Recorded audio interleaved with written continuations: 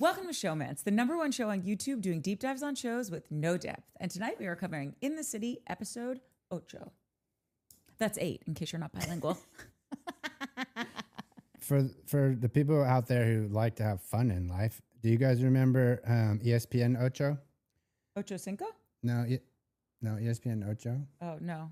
ESPN Ocho was a joke. It was ESPN 8 because like there's ESPN, ESPN 1, ESPN News, ESPN 72. So like they made a joke once about ESPN 8. I think it was in a movie actually. Maybe either basketball or the dodgeball movie. Anyways, ESPN 8 shows all the like silly sports. Is it a real channel? It wasn't, and now it kind of is. It's like a real thing. So ESPN every once in a while will do like a ESPN Ocho, and it'll be like freaking wiffle ball championships and like all this silly. I could get behind this. It's pretty fun. It's a good time. Yeah. Like ESPN bocce ball. She doesn't. Well, I think bocce ball, all jokes aside, is a little too serious for ESPN Ocho. Not kidding. It's like basketball type sports. It's like things that people dodgeball. Dodgeball. Got it. There's this new game that's, I don't know what table darts is. They're like suction cup darts, and you throw them at a table, and there's like a cup or another dart, and it's whoever's closest to the other. Got it. So weird shit like that. People get wasted, smoke a little weed, be like, we should try, and then that's an Ocho game. I love that. Yeah, it's a good time. It's a good time. Do you have a tea time after this? I might, for Pat Clark. Teeing it up for Pat Clark. I had a different outfit on. It's so freaking hot. I wish I could wear shorts and cute things like Courtney, but could you imagine Mike in my sleeveless outfit? jobbies, yeah. But I'm not that cute and not that tan. And You don't have to be tan to wear no sleeves. Yeah, I'm not tan. I haven't seen the sun in years. You definitely got to be cuter than I am. So No, it's you're not pretty it's cute. not working out. So this was a last minute. This is in honor of Pat. Pat, I'm wearing my golf outfit for you. You look great in blue. Thank you. You're welcome. You like that? Okay, shall we top of the pops it? Yeah, sure. Who cares? Okay. I'm that is kidding. I'm not the kidding. I'm kidding. Calm attitude. down. Don't tune Wait, out first just of yet. all, Oh yeah, let's get drunk. this episode is not sponsored by Meteor Wine, but What do you for mean? tonight's purposes, it is. Yeah, They're well, all- he's our only pseudo Yeah, sponsor. every episode Wait, no, is I just mean sponsored like, by are we Meteor allowed to Wine. say that, or could we find ourselves in a? He's like, no, you're not. Yeah, I was gonna say it might be bad for his brand. For us, it makes us look great. Well, listen. Cheers. Cheers to our only unofficial sponsor. Cheers to not getting to 5,000 subs by July 4th. Natalie's really only wish in the last 3 years, and we didn't. We failed to give it to her. So, I literally might cut that out because at this point, I think so many people hate me that I think they'll be like, oh, I'm actually unsubscribing here. If this was Natalie's dream. Oh. I love you, and I would infinity subscribe just for you. Don't worry. For everyone that leaves, my mom is making another Google account as we speak. That's right. You can't tank this ship if you tried, but don't try. Please, Because we've worked really hard yeah, and I'm for tired. free. I couldn't chase you. Okay, shall we top of the pops it? Yeah. Okay. So the beginning is just like these little snippets. You know how I feel about these when they happen. I just read them quickly, and you say something if you want to say something. Okay? Those are the rules. Okay. Okay? You're going to fight fair. You're going to keep it above the waist. Whatever else they say in boxing. Yeah. Okay. Lexi and Andrea look at the full moon. Cares. Lindsay and puts Gemma down. Whitney tells Kenny she needs a check bag for a destination that they're driving to. I know she was trying to be funny, or I hope she was trying to be funny. And then Kenny, Whitney, Danielle, Owen, Lexi, and Andrea, they all get together because obviously they're going to be in a car together. So that's kind of where the episode starts. I love that Danielle is like, isn't she with Whitney and Kenny? Yes. I just feel like Danielle and Whitney, I don't know. I kind of like them together. I don't know. Wait, Danielle and Kenny? Danielle and Whitney, like you like that budding friendship. Oh, like got it just, it. sometimes I will always believe that Lindsay is like an undercover EP of this show. Like I just think she is. So I could definitely see her being like, okay, I'll tell you, here's who's writing together. Like, I think that even if they listen to her or not, she definitely sends off her notes to production to be like, this car's doing this car's doing that. And like, they can take the notes or not, but I could just see her putting them in their own car and being like, whatever, losers. So Danielle is questioning why she's even going. She feels like people haven't gotten, to really know Owen. They just have tried to do their own independent research, and then maybe pit him as a certain person. And that's why they're disliking him. So that's kind of what she says in the beginning of this. I don't know if anyone has a comment on this. Listen, I'm not going to do this often, but there was a part of me that was like, you're not wrong. But she's not wrong. Oh, no, I don't think she's wrong. So I sided with her a little bit in this moment. I think something happens on these shows all the time. What's going on over there? Miniature. She's just dangling from the curtain. I think a lot of times on these shows, if you are not just talking about it, if you want to be evasive or cagey at all about any information, you've just made it a storyline. Yeah. And I think, unfortunately, because they don't want to talk about it, it's what's furthered the narrative. Yeah. And also, in defense of her, maybe there is no answer she could have given that would have satiated them. Yeah. There's also this part, there's a part which we get to when friggin' Yvonne and Nick ride with friggin'. Can I do 2 twat faces? I think I'm going to add Maybe one has to be a junior or what's senior. His name to the twat face list. So Gavin? Amanda's a twat face and Gavin is also a twat face God. too. Am I crazy? Let me know. I love this dude. I don't hate him either. I And can't- you know who's with us? All That Glitters. Oh, good. But good, you guys good. love him for TV purposes. Right. Yeah, totally. Yeah. Fantastic. I'm not into those type of dudes for TV purposes. Like evil people, like him and the Jaxes and the what's her face Tamara's. Like I'm not interested. I get it. It's a thing, and like whatever. We got to have a bad guy. It's like I was saying last week. It's starting to not be so fly on the wall. It's starting to be super like not real and uber produced, and them riding together seemed that way to me. I think that Danielle and Ewan's story, like for me, might be like the realest story that's happening right now. Everything else does seem like, and listen, I texted Coca earlier and I'm like, I'm really getting into this show, even though I think it's massively produced, but the acting is so good that I'm not offended. Like I feel Me either. I feel like they're still respecting the viewers. Cause you know how I always say that like, that was so fake. Like you're making me look stupid as a viewer. Like you're treating me like an idiot. I hate that. And I have felt like this show, like they are. I don't believe that like Gavin doesn't come in knowing what he's going to say. I think he talks to Lindsay about it. I think that I'm literally now kind of thinking like really kind of everyone's shit has been overproduced and pre thought out, pre talked about, even pre like have a little sidebar with someone. This is what, whatever. But like, it's all fine. Like I respect the work that's being put into it. Like it's a first season show. You have to show, like, you can't just hope for the best, hope something fun happens and something crazy happens. It really feels this way to me. And so go ahead. No, in that respect, I'm actually good. Like I can throw out everything I've even said about Kenny. I'm like willing to throw out who I think Kenny is today and wait till next season and see if it all still remains. I'm totally open to like it. I'll co-sign that. Yeah, like it just seems like I just want to say thanks for a decent, a pretty great first season show. I think if you're gonna say like, oh, you can't start a new show and hope that you're gonna get story and hope that you're gonna get something out of these people, then that's the moment where you don't move forward with the show, right? Like that's the moment where you're like, well, if we're not going to get anything out of these people, we probably shouldn't do a show about these people, right? And what I was going to say earlier is these moments in this show that's taking me out of the like fly on the wall perspective and just smacking me in the face with the Uber producing is if Ian doesn't want to talk about this thing that everybody else wants to talk about, then you need to at least come up with something else to talk about. Yeah. Like, I love all the graphics on this show too. Is everyone's a founder and a hotel tech entrepreneur and a social media entrepreneur, founder of social media. It's amazing.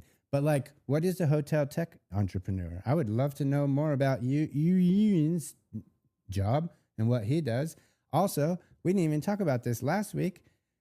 Why didn't Danielle say, you guys, I'm sorry, but the app picked out my outfit? Is her app still going? I think so. I don't know. I don't think it's going well, but it's going. Good reviews. So I would imagine that's DOA. Yeah. I would imagine it's not making her any money and it just lives out there in technological absentia. Yeah. It's a lot of... I used it to pick out this outfit. And look how good you look. It's a lot of pre-pro to do before you could even use the app. Like, you gotta photograph every single item of clothing that you have. Like, that's where they lost it. Take me an entire day to like do it correctly and put it on a thing and get the front and back. And I don't know what else it asks. I don't know, like. And like something's gonna happen when you're even if you did take all the time, the app's gonna crash or the picture's not gonna come out right. They're gonna kick back 30% of them because the lighting's wrong. It leaves way too much room for error, I think. Even though it was a great idea, because I would love to have a personal stylist virtually but it did not make it into the real world smoothly.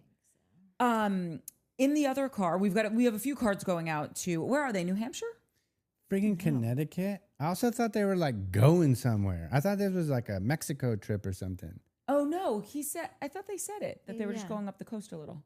I missed that part. Okay, well, Lindsay, Georgina, and Amanda, they all drive out together.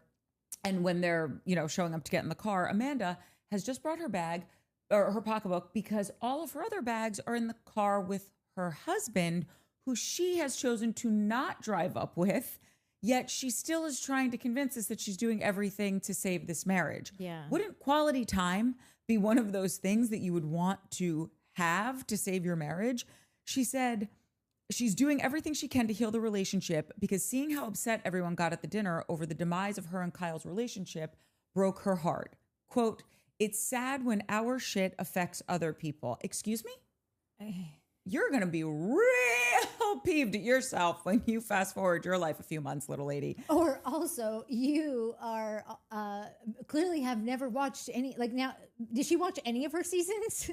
I know she stopped this year, but this has got me thinking like, oh, you didn't ever, because that's all you guys did was make all your shit, everyone's shit. It's just been season after season of you it's barfing your that's right, your issues with your husband onto every other person that's your castmate. Yeah.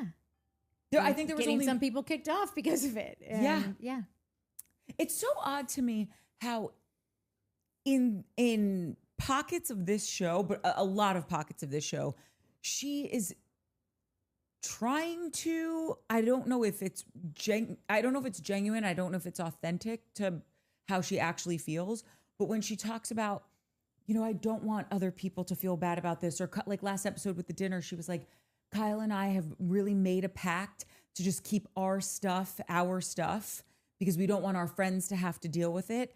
And she said this a number of times on this show. Yeah. And I can't, are you trying to, when like a little kid is looking for their Christmas presents or something in their parents' house, and they think they saw something, the parents like, no, you didn't see anything. Let's go back and look now. Like they're trying to like reverse psychology them. Yeah. I wonder, is Amanda trying, like, did she give these interviews after all the West stuff came out? And now she's just trying to say, to paint a different picture so that we get caught up in this weird hypnosis that she's trying to put us under. Yeah. Do you know what I'm saying? No, totally. There's only one outfit that I know for sure, obviously, is from with the buttons on it, like the gold buttons. The thing that I take from when she's saying that is like,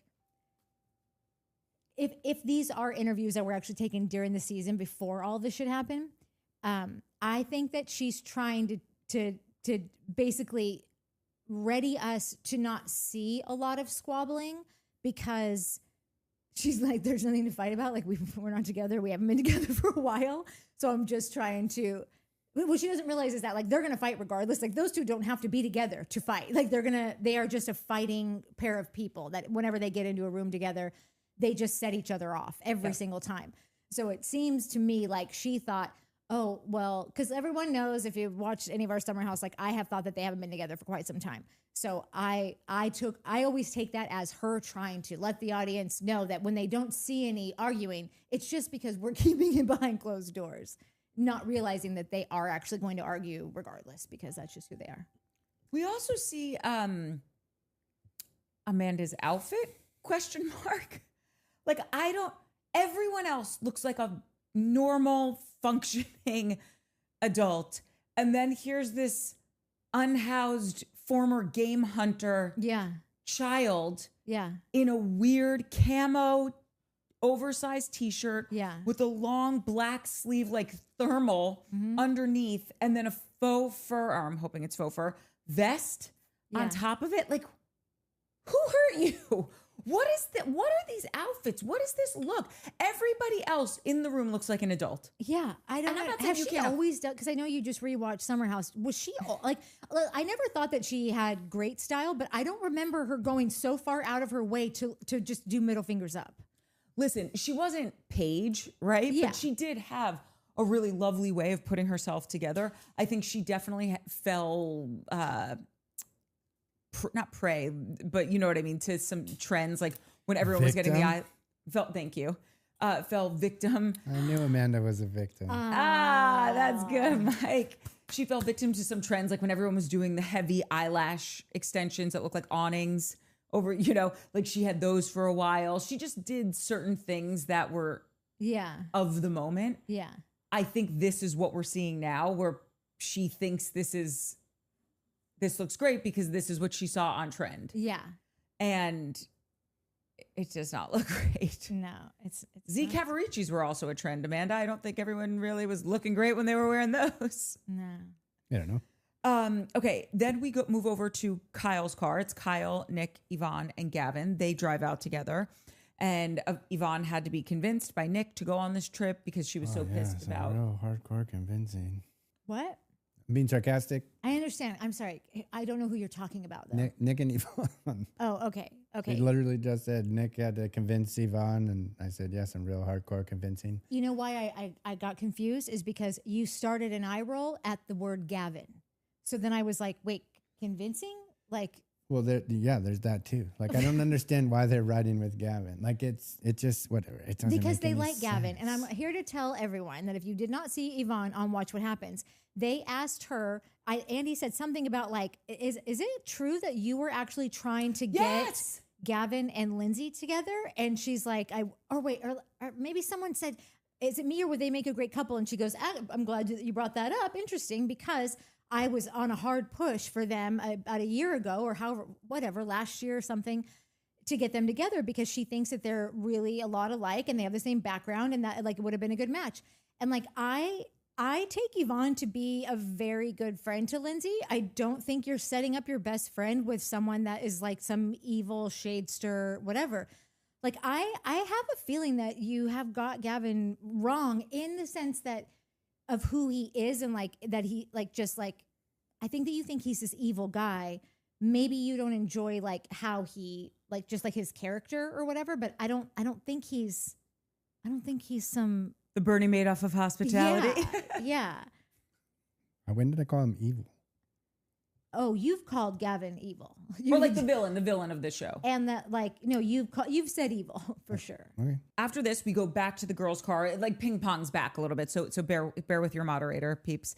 So now we're in the girls' car. Georgina says she's put her kids down every night, even on the nights that she doesn't have them, which I want to know more about this. Someone said this in our comments. I think it was such a missed opportunity. I will read it when we get to the comments.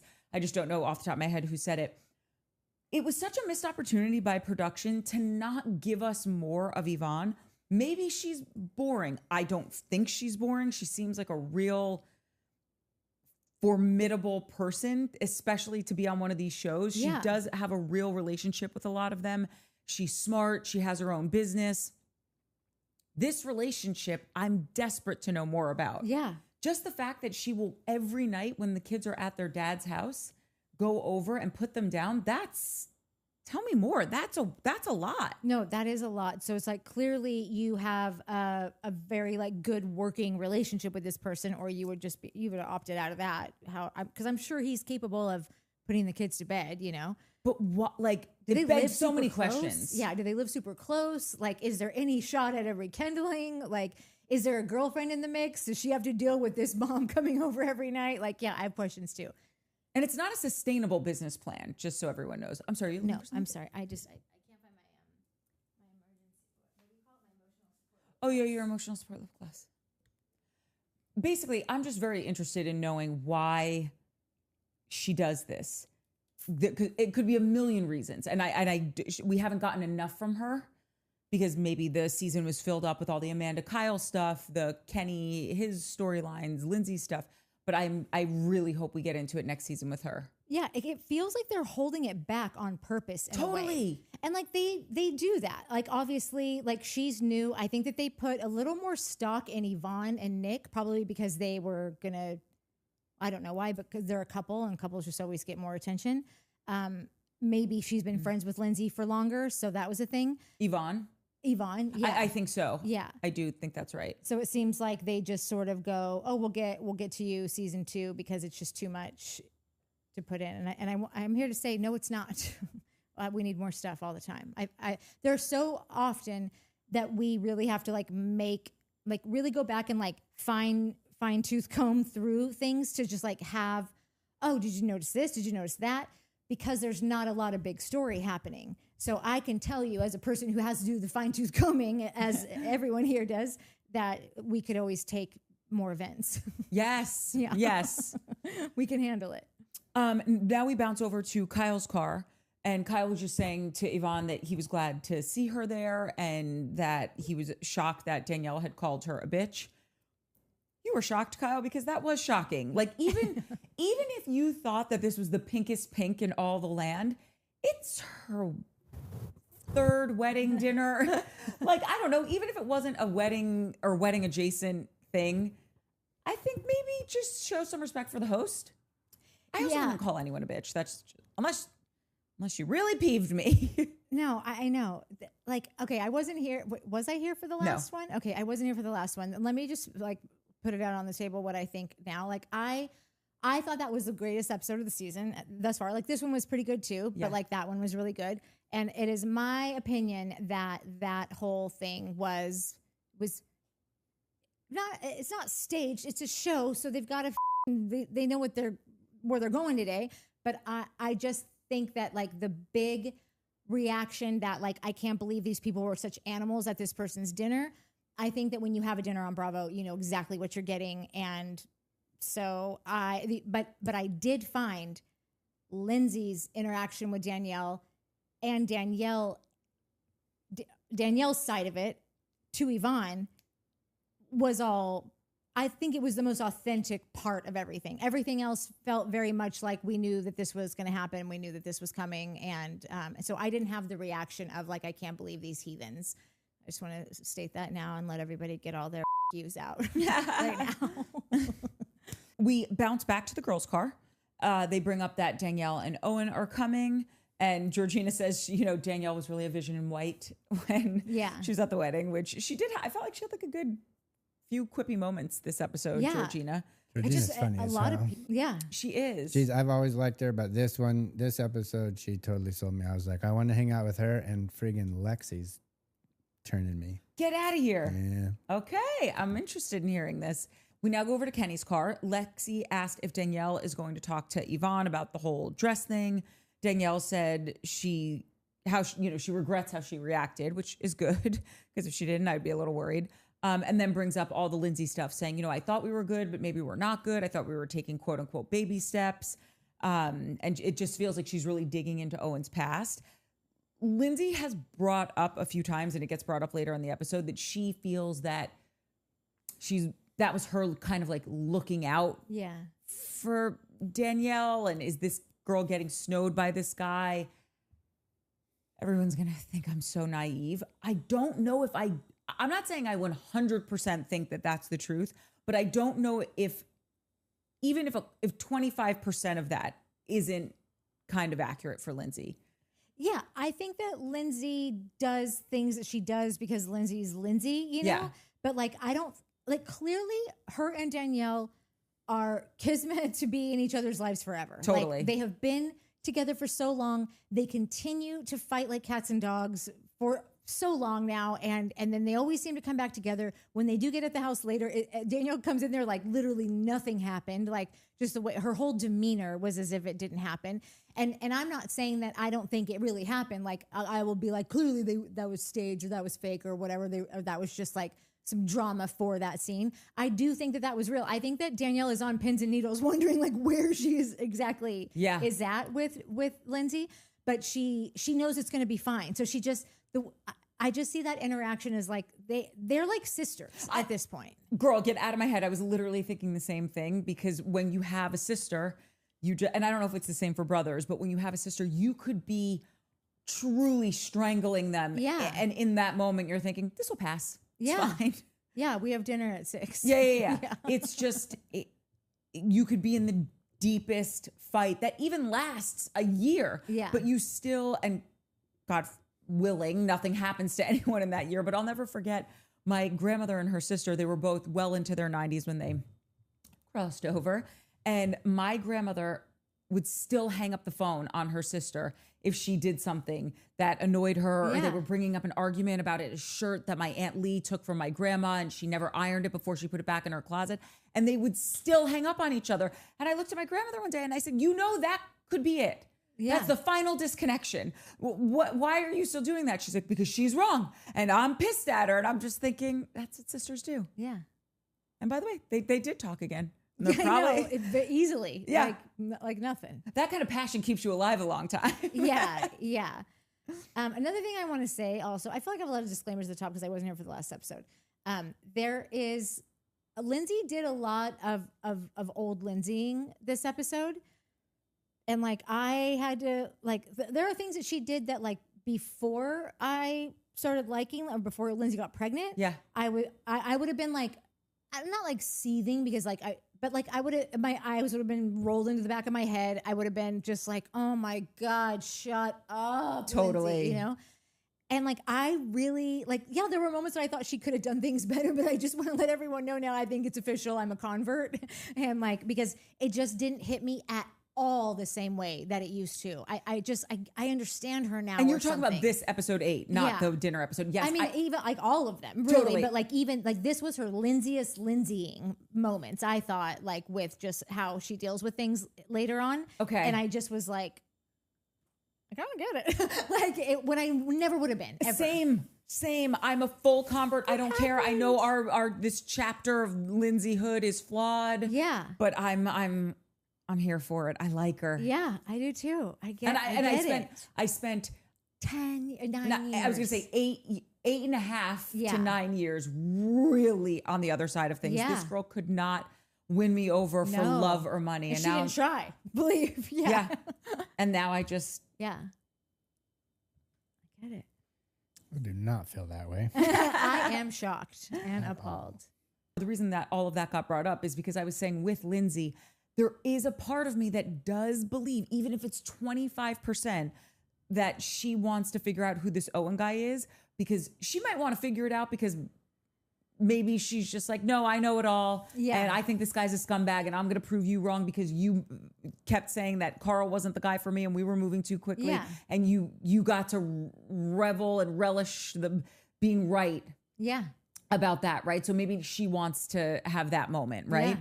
I still do think Lindsay is one of those specifically women who might just, like the same way that she said in the beginning of the season to Kenny with the Whitney stuff, that's a really big commitment for a woman to make, to move across the country without any larger commitment. I do think Lindsay has these things in her head where she's looking out because she's been burned so many times by guys. Yeah. And I'm not saying that she is not equally to blame. I don't think Lindsay was any walk in the park to be with any of the relationships we've seen her in, Turner excluded because we didn't see him on our TV screens at all. With that being said, history is always an indicator of what's going to happen. Yeah. So it could have been an amalgamation of every guy that she had dated. Yeah. So I don't know. I just think she's on that hamster wheel a little bit with dudes, like looking for the problem because she's experienced the problem. Yeah. Also not realizing she's part of the problem. Yeah. That's it. You just nailed it. Yeah. Leave out all the she cares about Danielle and Whitney part, because that's not true. That's fake news. This is a little bit like that part that you're feeling, I think is probably executive producer Lindsay, 20%, and 80% F all these dudes, right? Yeah, just a little life experience coming out to play, right? Yeah, because I would call it life experience, because I would not call it man hating, because I think Paige and Hannah, their brand is like the man hater, whatever. Yeah. I do not. I think Lindsay is She's a older. man side-eyer. I wouldn't, fine, not man hater, because Yeah. obviously she wants to get married and have a relationship and whatever. She says she does.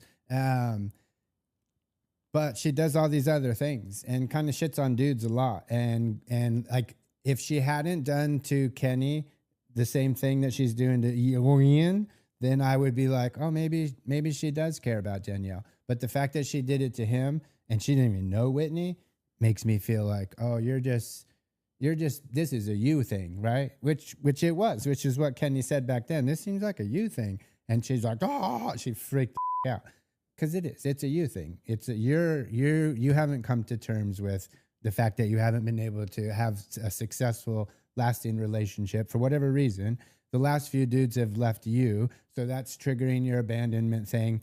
And now anything that's not perfect seems, oh, the same thing's going to happen to you that happened to me. Maybe not. And you shouldn't be probably running around telling everyone that it is, because it's. I mean, you can if you want, but it's a little off-putting. Well, I still think that Kenny brought everything on to himself from the jump. So I think that he came in looking for a spar, and if you've met Lindsay once, you know exactly who she is. So I just. Wait, from back in the bar? Like the first episode? Yeah. Kenny started that, is what you're saying? I still truly believe that whole thing was blown up so big by him. I think that she was not saying the words that he took into his brain that she was saying. It was Something got lost in translation from out of her mouth and into his ears, because I'm with you there. It was almost like he knew her reputation or something. Or they spoke about, like I said, spoke about it in advance, like it would be great if you came in and just went straight for, because he's kind of the new Kyle in a way. Like Kyle and Whitney are kind of the new Kyle and Amanda. Kenny and Whitney are kind of the new Kyle and Amanda. So I'm going to have my eye on you, Whitney, because I will not be bamboozled again. Whitney, you seem much neater than Amanda. So right off the bat, I'm okay with that. No, she does. But there's a lot, that dynamic is there where he's very alpha. She's very just sort of like, and we get to it later, but kind of tries to exert herself in ways that it's like, you're the girlfriend, know your role. We don't even know this guy that well yet. He's new. So like you're the girlfriend of like not even a principal. Yeah. So I just kind of was watching them later and was like, I'm gonna stay on this team. I kind of think with the Kenny Lindsay stuff in the very beginning of the CZ, and the CZ, that's what I'm gonna call him now. CZ1, CZ2. In the beginning of the season, it was one of those things where, you know how sometimes the enemy of my enemy is my friend, where it's like you can, or maybe that's not the right way to put it, but like you're meeting someone else at like his sensitive spot hit her sensitive spot. That's what I want to say. Yeah. Where lucky it's a family show. Where she's obviously sensitive about a man making a commitment and seeing it through, or asking a woman to do something, but then not carrying it through to a bigger commitment, and then that bigger commitment actually happening, the wedding actually happening, staying with the person, even if you've had a child with them. And then I think Kenny, on the flip side of things, has been historically labeled a boy. I mean, that's what, one, my spidey sense says about him. Two, Gavin says it. And I just also don't think the chances that you are a very good-looking, wealthy guy in his 30s to 40s in New York City and you're not a boy, then you're an anomaly. And why aren't you married? Because that kind of guy just wants to settle down, right? Yeah. So I think that he's sensitive about his label. She's sensitive about her label. Yeah. And I think that that's where everything got lost in translation for those two. And he didn't need to go so hard with it, because and maybe this is me being totally naive, but when Lindsay's going for someone, I feel like it's far clearer to me. Like when she sits down to talk about the stuff with Kyle and Amanda, when she wants to make a point to Danielle, like then get off the show, all of that seemed so, oh, here's classic Lindsay. Yeah. When she said that, I genuinely thought like, here's a bitch and this is just her opinion. Yeah. Like, oh wow, that's a big thing for you to move across the country without a commitment. Like, I don't think she was. You better not mess this up. Like, it was very like almost Off the mom cuff. saying, Yeah. like, don't this up. You got a good one, you know? Like, and then he just went in like, oh, man-hater alert or whatever. And it's like right away, like that's the man-hater and okay, are you on your period? Shut like, up. yeah. These two things, like if you're a dude and you haven't gotten that memo yet, like just stay away from these two lines unless you are trying to activate someone. So that's why I think he went in with an agenda and I think he brought that whole thing on himself. Totally. So Kenny, though, when they're still in Kenny's car, Kenny brings up probably, you know, how Yvonne was feeling about all the wedding stuff and just, you know, just kind of taking the temperature on the fact that she's got to be pretty bummed out to be here. Again, I just think that whole thing was like not a, like this just feels so overly produced. My gut is telling me that wedding, whatever, was planned within the season for a thing to be done for the show. Totally. Like they had been married for 2 years or something, or a year and a half, like whatever it's been, like, and you guys only shot for like 8 weeks or something. And so this is now you've chosen to have this thing. And like, I don't ever really remember hearing about it in the beginning of the season that they like really need to get this civil ceremony to, or like, I could just have missed it. I don't know. But it felt like it just sort of came up later on. And then suddenly she's, you know, scrambling to make this dinner. And I thought it was funny when Nick is at the dinner last week, he says, she's been working for weeks on this dinner. Well, if it's your wedding dinner, you've been working for months on it, at least, you know, like you've been like, it's not, I think she tried to put this together in a couple weeks. Even Danielle, when she says they go back and forth about the dress thing. First of all, I do want to say one thing. Like, I do think it's like no one's really talking about, like, listen, Danielle should have never worn that color of dress. But she did send a text, and she did ask. It's like on a technicality. You can't get that pissed. Also, I'm sorry, I'm gonna die on this hill. It's not your actual wedding. I know. This is the umpteenth event that I'm imagining your friends have been to. I'm sure most of the people at this table weren't even at your real wedding because you're not that close to them. So this clearly is for the show. I think, you know, Bethany Frankel on Truly, this is, to me, I think the best cast trip I have ever seen. They went to Mexico and Bethany took all the women to tequila and did a tequila tasting. And she was just showing how like a bunch of skinny girl stuff, like how she was sourcing it, whatever. And it was 10 out of 10. It was the episode that Luann got so drunk that she fell under the bushes. And if you ever just need a laugh, like it really is one of the funniest things you've ever seen. Anyway, everybody knows when there is a big event, when we're having a dinner, someone has a work thing that they're doing, when we're going on a cast trip, this is the beehive of activity for drama. This is where you are supposed to show up and show out in that way. Any problems you have, let's bring it on the trip to the dinner, to the business event. And Bethany said to all of them before they went, she was like, listen, I know everything isn't perfect, and specifically to Ramona, because her and Ramona were having real issues this season. She was like, and she started crying and she just said, please don't do anything. This is actually my real life. This is my business. I am paying to bring everyone there. They took a helicopter into Tequila, landed on like the fields there. And because she has a deal or had a deal with Beam, they're very strict on like their brands being associated with people that are drunk and out of control, which makes sense. And so my point is she knew how left things could have gone because this is the time to do it. Yeah. And she went out of her way to have that conversation. And I just think like it kind of just goes to show this is what we're dealing with. I'm not saying that anyone should do this in real life, but this show isn't real life. Yeah. Yeah.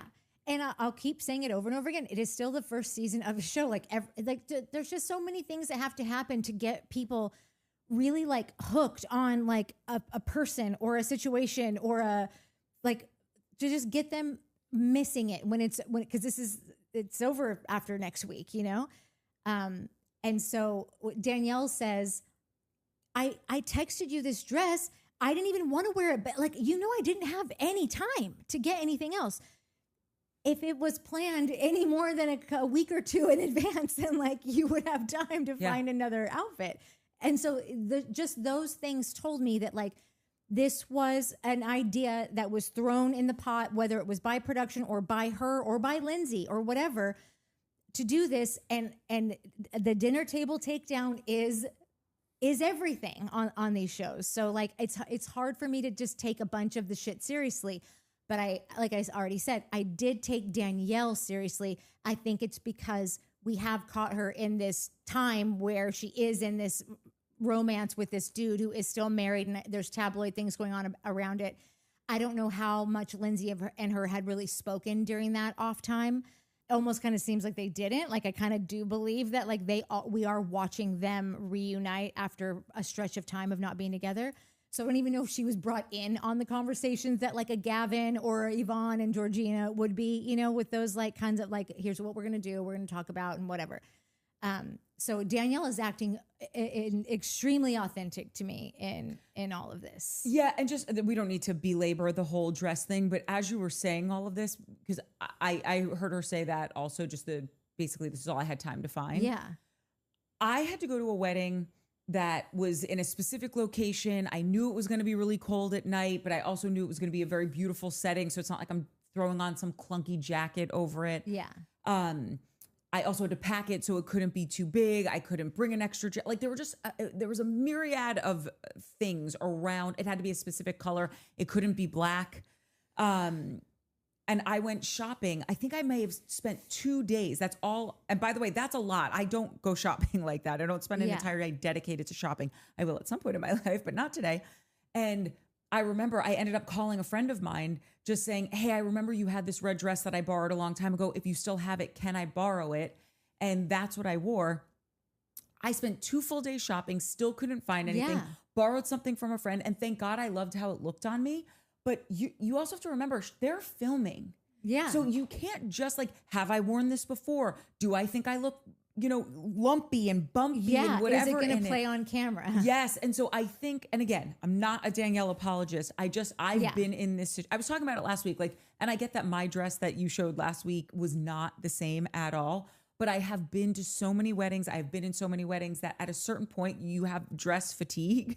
And I do kind of feel like there might have been a lot of extenuating circumstances around her showing up in this dress that she shouldn't have been wearing. She should not have worn that dress. That is not what I'm saying. Yeah. I understand how the sausage got made. That's all. And Yvonne does seem like a pretty straight shooter. Not as straight shooting as like Georgina and Lindsay are. Like they really have no problem just being like, but she does still seem like she's got that in her. So for her to reply, oh my God, stunning, love, like, Yvonne, don't say that next time. Like, is that like, if you have to ask the question, then it's obviously you're like, this probably isn't going to be okay. So I need to ask. So Danielle shouldn't have worn it, shouldn't have ever even asked about it. But Yvonne had like clear and obvious like entry to say, don't do that, dude. And if the bride says it's okay, I would think I'm going for it. Yeah. If I have nothing else and I think I look hot in this dress and I know it's going to work on camera and Ewan likes it, I'm wearing it. I do also think something happened because in the picture that she sent to what's her face, unless she edited that photo for the dress to look more pink, in that picture that dress did look very pink, like in the one that she texted to Yvonne. I mean, it still looked like a white wedding dress, though. Like a casual, like I'm getting married on the beach kind of dress. But like somebody could have worn that to a wedding, and it did kind of seem like she either had a filter on it or the lights just completely blew it out. I was wondering that. Yeah. But she's also a veteran of television, and she knows what lights are going to do to they said the word of what they call it, muted. I can't remember, but blush, you would know that was going to look white. Okay, so now we go back to the girls' car. Lindsay says she hasn't spoken to Yvonne since this big blowout dinner, which is weird because they normally speak 18 times a day. And Lindsay says, she in classic Lindsay fashion, she doesn't understand what she did wrong. And we'll get there when she says why she doesn't understand what she did wrong. Then we have Kenny's paintball pit stop. So random. So Could rando. have done without the whole thing. Don't understand what this, like, what? It was a great showcasing of Georgina and her wit. Yeah. I loved it for that purpose. Yeah. But I could have totally done, I don't understand it. This was useless to me. Except for the fact that Amanda nearly shot Kyle's dong off. And she was like so psyched when she hit him. You don't like this person. Just stop. And I get it that they're divorcing now, but like in this moment. But if what Lindsay says later is true, then what else would she want to be shooting? Oh, the cheating stuff? Yeah. Then leave, Amanda. Yeah, but before. Couple in the dong on my way out. I'm okay with that. I'll approve that message. I think that she actually does like Kyle because she likes who Kyle allows her to be. That victim that like, oh, this guy, got to deal with this guy again. You know, she really is so comfortable in that role. So I think she actually likes being around him more than like you would think a normal person would, because she's not normal. We'll get to the whole cheating video thing that, or how many times he's cheated. I just need to earmark this so I don't forget it. Let's talk about the no sex that they were having for however many years when we get there. I just want to put a pin in that, audience. Okay, Kenny is psyched to do this. Georgina's like, I'm in ballet flats. Absolutely not. The teams are Kenny, Gavin, Kyle, Whitney, who your boyfriend picked you third, which I get it. Maybe not an athlete. I just feel like, I don't know. Shane would, that was my last boyfriend. I feel like he would be like, boo-boos, love you. You're the worst. Go on the other team. Like, I would have liked that from Kenny. Then Nick and Lexi and the other Lindsay's team, Owen, Amanda, Andrea, Danielle, and Yvonne. And I just thought Lindsay's strategy for picking her teammates was so great. Yeah, it was perfect. I would have never thought to do that. No, because that's walking into your confrontation, that's being like, let's huddle them up right now. And I'm like, just shoot me in the face right now. I'll stand still. That's right. Let's just get it over with. After they have their game and Georgina decides she wants to play more, Lindsay, Amanda, and Whitney get a drink. Lindsay says she's surprised that Danielle and Owen are even here. And Lindsay defended herself that she doesn't think it's weird that she looked up basic information about him because she wants to make sure that she's not getting snowed. But the boys... I love that she brought that back again. That's hilarious. Okay, she really knows the buttons to hit. Yeah. She feels looking up things maliciously to have like this gotcha moment. Yeah. And then we end with the best moment of the episode when Georgina was basically saying, shouldn't they have dumped Gatorade on me or done something of the sort? It was adorable. Yeah. It's hilarious. God, I love her. I really like her. She's funny. Yeah, she's funny. And she just is like, I don't know, living a life. Like she's got a whole life that like, I feel like everything, she's still carrying on with this thing, but I think that she's busy morning, noon, and night with this whole other thing. Yes. And she's still doing this, and we get to see her outside of it.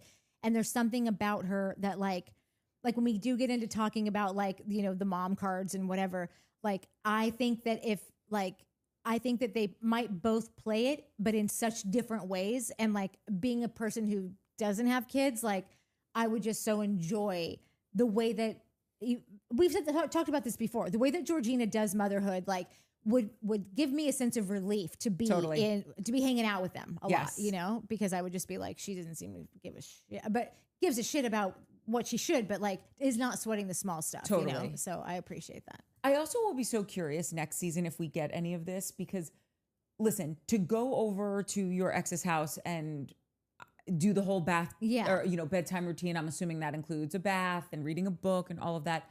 I get it. Your kids are only this age once. I mean, they're only any age once, but this baby toddler thing, she's clearly such a great dedicated mother. With all of that being said, it's not a sustainable business plan, right? Because what if you meet someone? Yeah. Right? Like, are you just going to leave them every single night that your kids aren't with you so that you can put them down and then you're never having a night? Like, there's just something there that I think will be interesting once we unpack it with her. Yeah. I think she has major trauma from the breakup. She has kind of touched on it, just how crappy it was, and that she did want to fight for the relationship, and he left her while she was pregnant, which is wild. That seems like a wild move for someone to do. I understand that it happens, but I'm just saying you're making a big statement when you're doing that. You couldn't do it at a worse time. It really is like the worst. Yeah. Of the worst. And I'm not talking about like, oh, you guys,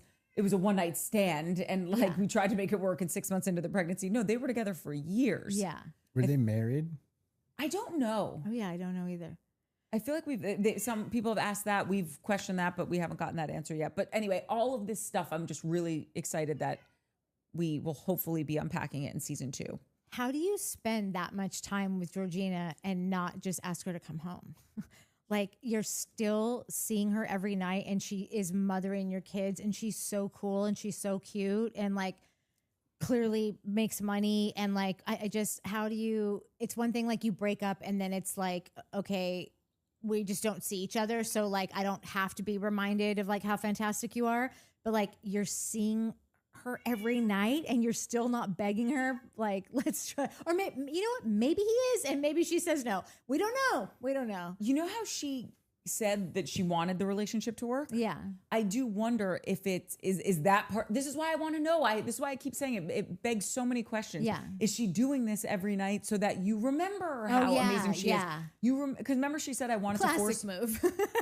She said I wanted to force my ex to hang out with me. Remember when they were talking about the settlement or like custody family stuff? Time. Yeah. That's yes, right. and the lawyer's like, you legally can't do that. Yeah, that's so funny. At least not to an adult. And I wonder if maybe, okay, I can't legally do it, but I can still do it. You don't know. Yeah. Oh my God, I found a great apartment. Oh wow, do you live right next door here? You live in this building too? I thought it looked familiar. Yeah. Okay, so now everyone arrives at the house. It's this lovely, ginormous house, and Georgina very quickly, as everyone's kind of, milling and seething and finding their way through the home, Georgina very quickly yells, "Lindsay, I put our stuff in our room." However, Kenny, when he was in his car, had a completely different idea of how this was going to go. He wanted to, as a way to say sorry, as an olive branch of sorts, give Yvonne and Nick the primary bedroom. Yeah. Then Lindsay says, oh, and obviously it comes to a head because now they're talking about the fact that, no, we are taking this room. We've already taken it. Yeah. We're single moms. This is our first time away from our kids in a really long time. We're exhausted. We're going to go to sleep. Yeah. And sorry, not sorry. Yeah, no. That's not me. Lindsay basically was like, sorry, not sorry. I'm taking this shit. Yeah. I'm not one who buys but I have a kid. Like that, cool. You had a kid. Congratulations. That was your choice. You decided to do it. You had time to change your mind, whether you believe in that or not. You like, I don't want to hear about it. Like, cool. I'll hang out. Like, I get that it's stressful and hard and like kids are a lot. I get all those things. But I don't, it shouldn't be a negotiating tactic in my mind. Like, because you chose to have a kid doesn't mean that you get special requirements or special treatments over people that chose not to have children. That to me is a little crazy. So when people are like, well, I have a child, this is my child. I'm a mother. Congratulations. What does that have to do with anything that is happening right now? So I don't know. And maybe Kenny should have had that conversation with Lindsay and been like, hey, I had this idea to give them the That's thing. What I like, think. But I still think if Lindsay wasn't turning into old Lindsay, she would have been like, oh gosh, actually, yeah, that we did kind of destroy her dinner. Let her have the room, You're a mom, you're tired. Yeah. Great. That bed is good. That bed is good. The 2 beds over here are good. If all you're worried about is sleeping, then there's 15 beds in this place. Your dinner didn't get ruined. Your life didn't get ruined by Gemma. This is the best thing that ever happened to you. So why are you using Gemma as Gemma, I can't get a minute away from, like, that's what it sounds like to me. It's like, oh, finally free from this ball and chain. What? Wait till Gemma watches that. That's going to suck for her. It did not come across to me as the ball and chain thing, but I agree with you that I think it was a super lovely gesture that Kenny was offering. I just think the way to go about it is to have the conversation with Lindsay because they were both, hosting the trip. I don't understand. She brought all those bags, all those gift bags, that she was taking around to everyone's room. Like, it was their trip. But it also falls in line with all of the Uber producing of this show, right? The shitty dinner, the ridiculous outbursts that ended with, hey guys, we're going to wrap in 10 minutes. Oh, Kenny, do the, hey, we're going to plan a trip next week. Like, it was so fake. This thing, Kenny not telling Lindsay that, not telling the people that needed to know, and then causing another scene of drama. Like, typically, you cast people who have beef, or you know this person is this type of person, that's a this type of person, that's a this type of person. And it's their archetypes, their stereotypes, they're what you do when you write a movie or a scripted show or a reality. It's all the same shit. And then, you know, like you said in the beginning, well, if we didn't have anything, then you move on. If you have something, you know that because this chick and this chick are going to fight. How do you know that? Because they're two different people. And these two people fight all the time, no matter who they are, in what friend group, in what area of the world, we're all the same. So this is where this is not becoming real. It's becoming super produced and super like, oh, Kenny had to have told somebody we're going to give them the thing. And they were like, okay, could just keep that to yourself. Don't tell. And then, you know what? You guys should you guys are mothers. You've been working hard. Like a producer set that shit up. It just reads that to me. Yeah. So this show now is like, McBee and not Dynasty. even now, it's McBee Dynasty. It's 100% McBee Dynasty in the city. McBee Dynasty. So a bazillion years ago, Natalie went vegan for a hot second. 6 months. It was Okay. a long Yeah, it was not time. in a hot second, but It's it not was vegetarian, vegan. yeah, full vegan. It is so hard. It's hard. Yeah. And she bought the. If you have, sorry, really quick. If you're rich, it's not as hard. Oh, that was the thing. We bought that Alicia Silverstone book. Yeah. I want to say every meal I made was about a $300 grocery trip every time for like random saffrons that like before I realized like you don't have to use the saffron, idiot. That's right. But like I just didn't want to recipe because it didn't seem like anything else was in it that I was going to like. Yeah. So. It's Spence. Yeah.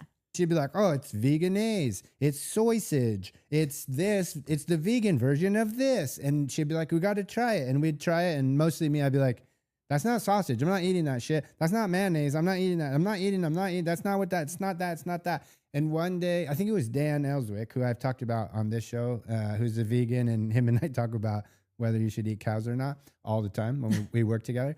But he was saying like, he's like, you have to get that out of your mind. He's like, don't look at it as the vegan version of sausage. He's like, just eat the thing. You're ordering a brand new thing. It's not a thing of a thing. It's not the version of it's just a thing. Just order the thing and eat the thing. Yeah. Do you like the thing or do you not like the thing? Go from there. And I was like, okay, I can do that. As soon as that happened, I was like, oh, we just stopped doing that. And everything, not everything, definitely not everything, but things started tasting real like, oh, that's really good. That's super delicious. That it just became good food. That is McBee Dynasty. If you know that McBee Dynasty is not a reality show and it's not the vegan version of reality, it's just a semi-scripted show about these dudes that run a ranch, and that's real. But everything else is like then it's like cool. You can get down with that. This show is slowly becoming, well, not even slowly. To me, it's becoming that. It's like if you're down with a reality show that is totally not real. Other than like they do live in New York, that's a thing. They have jobs. You're not going to know about them, but they do have them, and they'll say that. You're not going to know about them. Like so that those two things are real. They're human people. That's a real thing. Other than that, none of it's going to be real. Maybe if you're cool with that, then fire away. Like because we have watched half of this well, 3 of them at least, if not more, but 3 that I can name. Oh, more than that, because Andrea too. So 4 at least. People be on a show that like we believe was totally real. Like Summer House was, I mean, because it had to be. It was voyeuristic. It was, cameras everywhere. Like we always talk about how it sets itself apart from all the other ones. So maybe this one, like they have it in them to make good TV totally au naturel. I just feel like right now, it seems like Lindsay, it seems like Lindsay would not take chances on a first season. Like she is going to make sure that the season is a banger regardless. And then once people are in, okay, season 2 will lighten those kind of like, not restrictions, but those like pre-pro meetings, and making sure that everything is sauced out. And also it does have to be a little bit more scripted because it's not all happening in one place anymore. It's happening all over town. So if you have a shoot day somewhere, like it's different than just all of the cameras in this house that you guys are all locked in for a minimum of 48 hours. You can have that fight anytime today, or tomorrow, because you're here all weekend. Also, you have the time for things to organically rise to the surface, or to quell, or to make up, whatever. Yeah. I also think when you're living on top of people, just different emotions come out at different times, because you are in a more pressure cooker. A pressure cooker, but it leaves room for normal interactions, right? Like you are going to run into someone in the hallway. Yeah. When before that, you're not running into this person in the hallway because you're in your own home and they don't live there, and you're driving to this dinner party where you know you have to see them and start to talk about something. Yeah. I've mentioned this before when we were covering, I think, Salt Lake. I don't understand. We have done these shows for so many years. I don't mean I mean like the people that film these shows and that are on these shows. How has no one learned the lesson that you go in with, it's like table settings. This is where you're going to sit. Yeah. How are you not saying, this is going to be your room? I'm the host.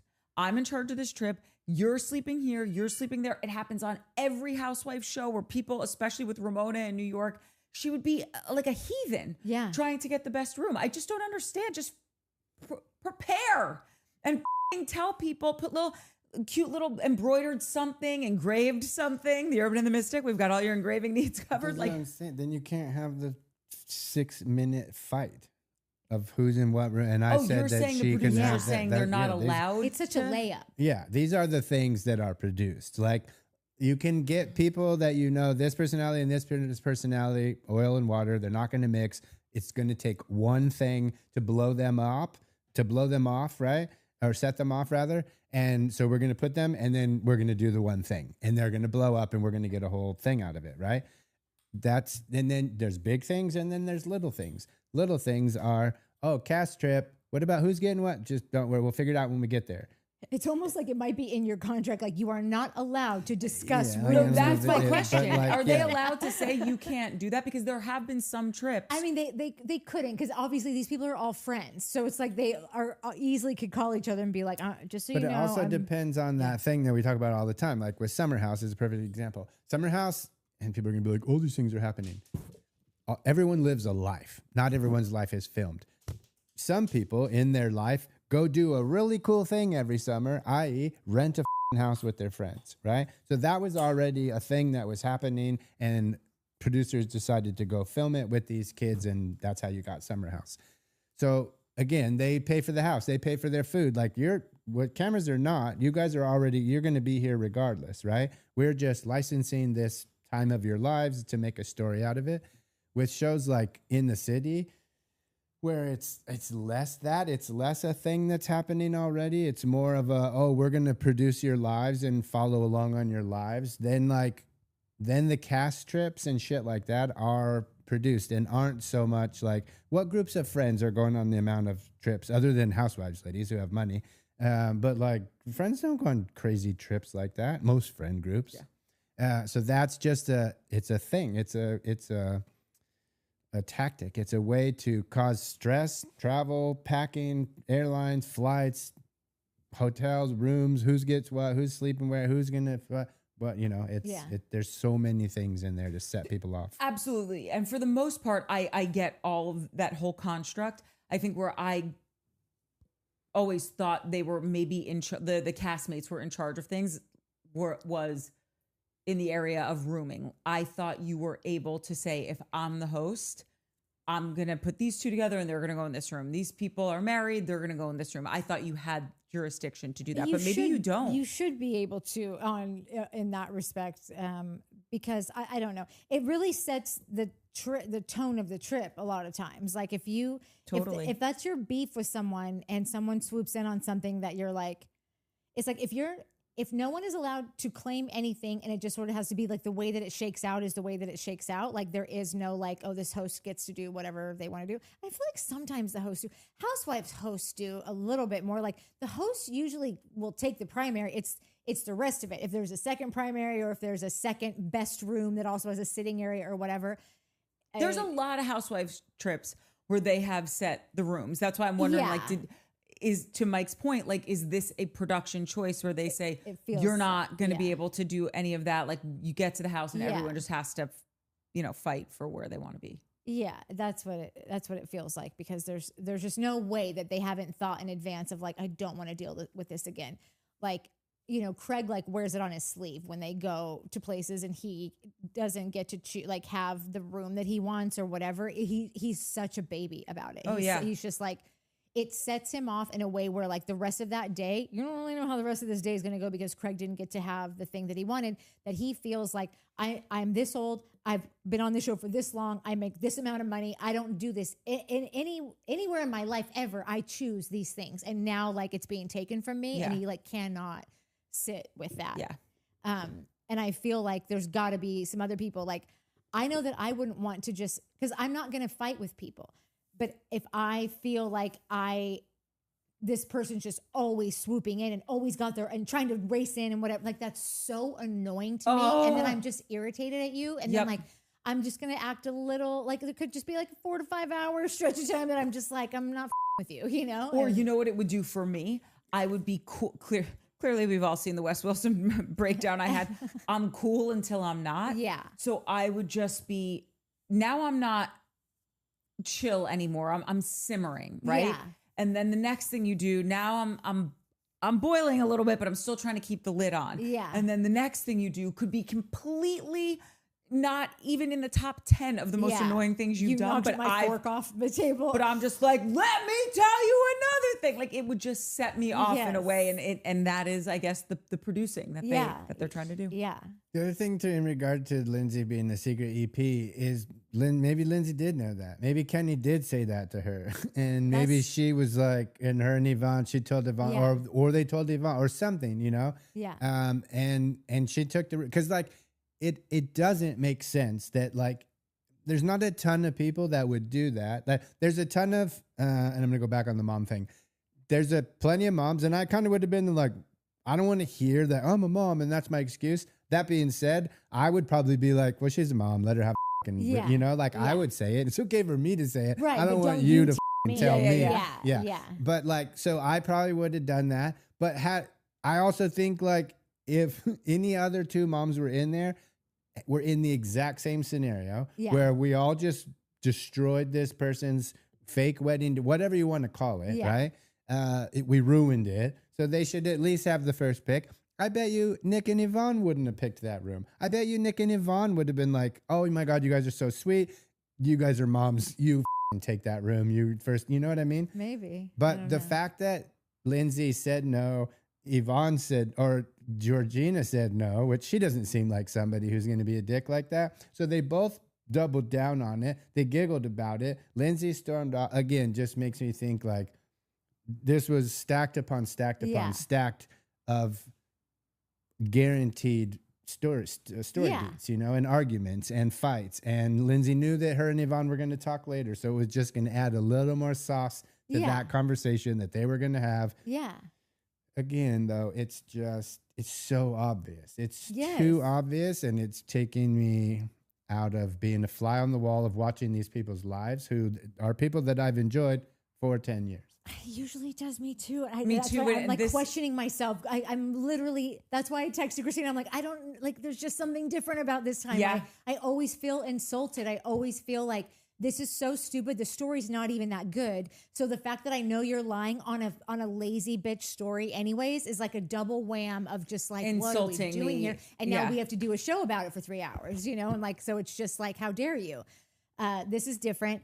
The two things, if you also, at the top of this episode, when Yvonne and Nick are even having like should we go? Should we not go? Like, Yvonne cracks at a certain point where she just kind of, starts laughing 100%. A little bit, right? When they're like, should we do it? I don't know. That's what I said. And then when you were like, oh, he convinces her. And I'm like, yeah, real hard convincing. That was my point. It was her. She's giggling. Yeah. And then 2 seconds later, they walk out and get in the car with Gavin. Well, like, it would have only been weirder if it was Lindsay, Gavin, and those two, right? And Amanda and Kyle. Like, if that was the crew, I would be like, this is not real. This is what's so stupid. Mike, to that point, and I feel like you're going to feel me on this, I know.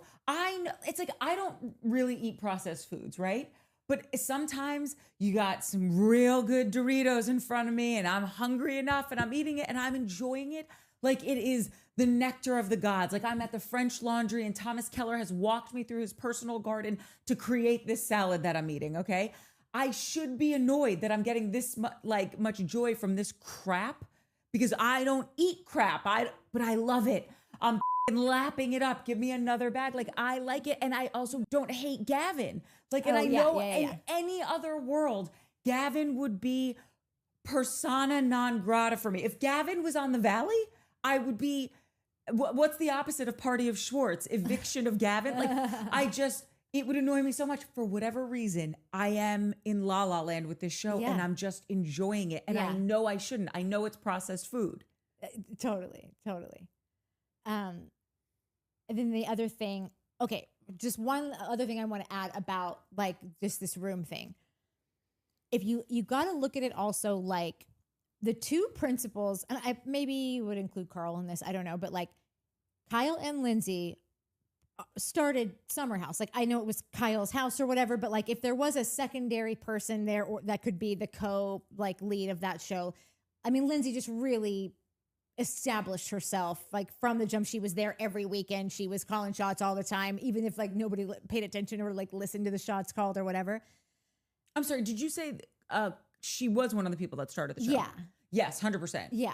So Kyle and Amanda have been in the primary bedroom in every season almost. I feel like there was one time that Craig and Paige snaked it from them when they got to Winter House early. And that's also when Craig was like just throwing his money around, you know, and being like, for the housekeeper. He's like, here's $1,000 or like what for the housekeeper too. Yeah. I'm on vacation. Why am I going to clean? I do get that.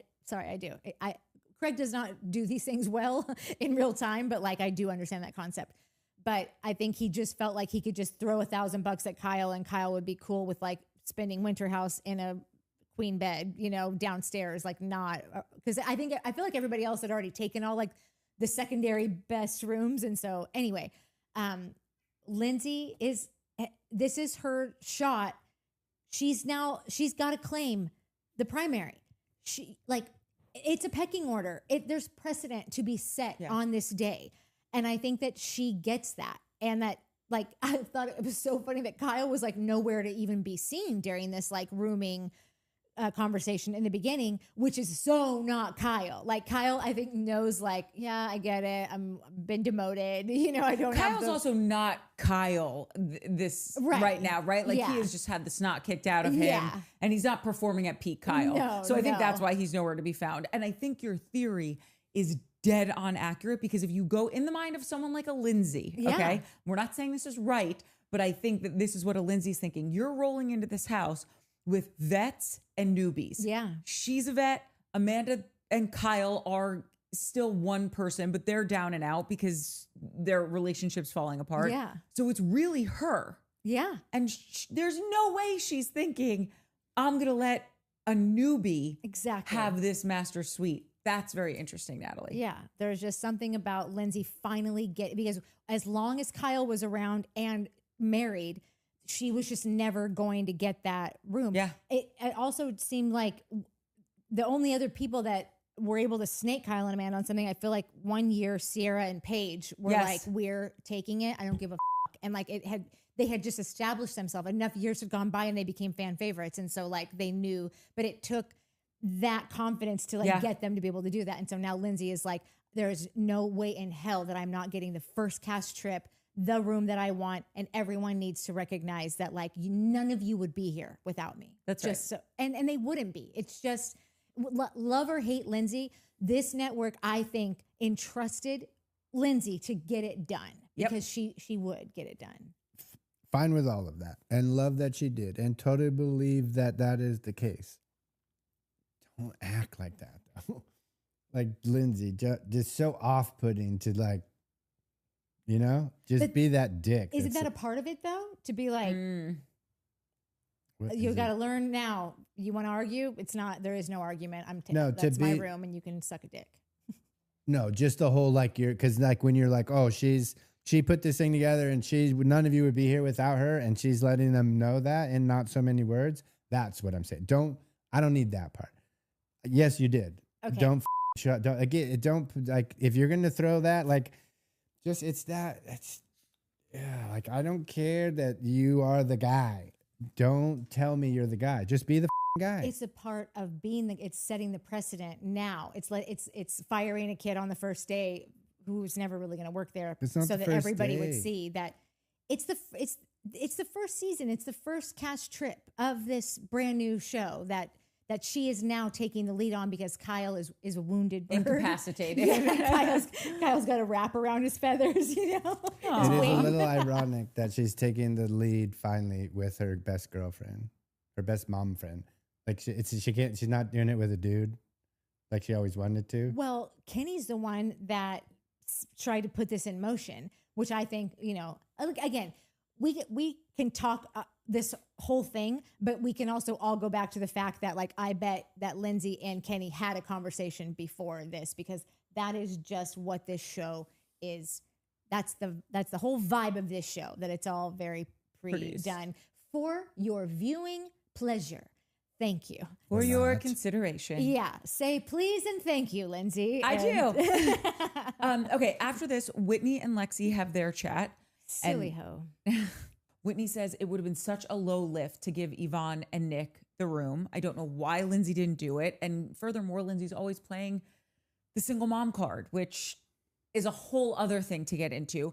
We can't get into it this second because we have to cut for episode 2. Yeah. Or part 2 rather. But we're going to pick up at this juncture, and we have a lot to say about that, as well as getting to all the other meat and potatoes of the episode where, you know, they spread this little piece of information at another kind of kooky dinner scene. So like, subscribe, hype, tell a friend, and meet us over at part 2. Yeah, great.